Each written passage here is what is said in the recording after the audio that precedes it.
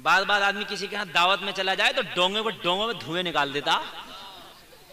अपने घर बड़े हिसाब से खागा कि जरा हाँ बस बहुत है, बस एक या दो बोटी खागा, इससे ज्यादा नहीं खागा। उसे पता 200 रुपए किलो आ रहा।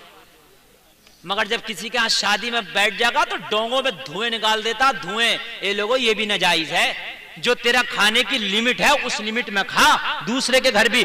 इसलिए कि दूसरे ने जो इंतजाम किया है, 1500 लोगों का इंतजाम होता ना भाई, मेरे यहाँ 1500 लोग होंगे तो 1500 लोगों का उस खुराक का इंतजाम करता जो खुराक घर पर खाई जाती है। वो नाके वाली खुराक का इंतजाम नहीं करता। हाँ, वो आम मामूली खुराक का इंतजाम करता। अरे यार, बावर्ची से हिसाब लगवाओ, 1500 लोगों का खाना खाया जाएगा, कितना उठेगा?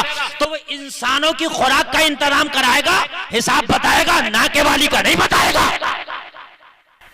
बात आदमी 2.5 किलो पे हाथ फेर रहा, समझ रहे हैं?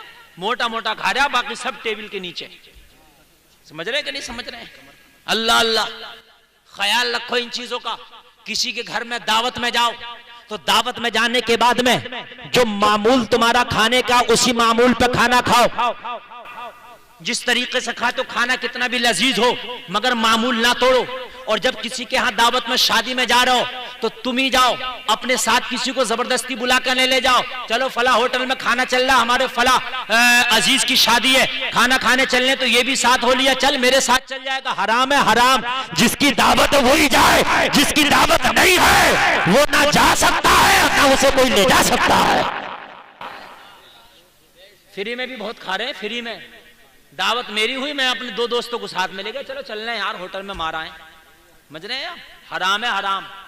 इसलिए कि खाना मेरे लिए था, उसके लिए नहीं था। समझ में आई कि नहीं आई? रोजादार के लिए इफ्तारी अगर मस्जिद में पहुंची तो रोजादार ही उससे इफ्तारी करें, जिसका रोजा नहीं है उसके लिए हराम है वो खाना। इसलिए कि जिसने इफ्तारी का इंतजाम कराया रोजादारों के लिए कराया, जो पूरा दिन खा रहा है उसके लिए नहीं कराया। और मस्जिद में जाकर जब इफ्तारी हुई तो खा सब रहे हैं। और अब तो ऐसी इफ्तार पार्टी हो रही है, इफ्तार पार्टी में कौन आ रहे हैं सबसे पहले रोजा इफ्तार में? मुलायम सिंह यादव, जिनके दादाजी ने भी रोजा ना रखा हो। गरीब की इफ्तार पार्टी तुमने नहीं देखी होगी इतनी बड़े पैमाने पे जितनी अमीरों की इफ्तार पार्टियां चल रही। झूठ तो नहीं बोल रहा हूं?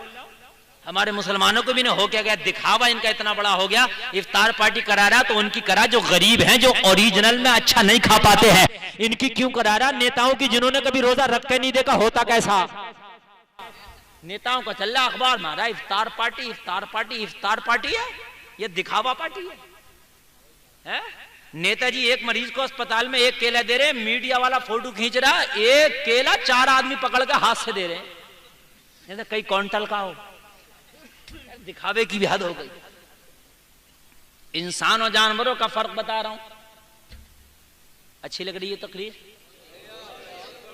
माशाअल्लाह माशाअल्लाह, बहुत अच्छा आप सुन रहे हैं। बस सुनिए, थोड़ी देर और आपकी खिदमत करूं मैं, और अल्लाह अमल की तौफीक अता फरमाए। अल्लाह की कसम, मेरा तकरीर का मकसद सिर्फ और सिर्फ ये रहता है कि मेरी कौम की इस्लाह हो जाए। अगर आपने हलाल खाना शुरू कर दिया तो खुदा की कसम सारी समस्याएं खत्म हो जाएंगी। अगर हलाल खाना शुरू कर दिया तो सारी समस्याएं दूर हो जाएंगी। मेन चीज ये है कि हलाल नहीं खा रहे हम, कहीं ना कहीं हराम है हमारी रोजी में। गौर तो कीजिए, गौर तो करो। यहां तो मामला ये है, सरकारी नल आ तो कोशिश कर रहा है मेरे घर के अंदर लगा दे कमरे में, मैं ही पानी पीऊं बस इसका। ये तो देख इस पर हक किस किस का है। जिस जिसका हक है उस पर पहुंचना चाहिए। अल्लाह अल्लाह। ए मुसलमानों, कान खोल कर सुनो। इंसानों, अल्लाह ने इंसान बनाया, हराम और हलाल में फर्क पैदा करो।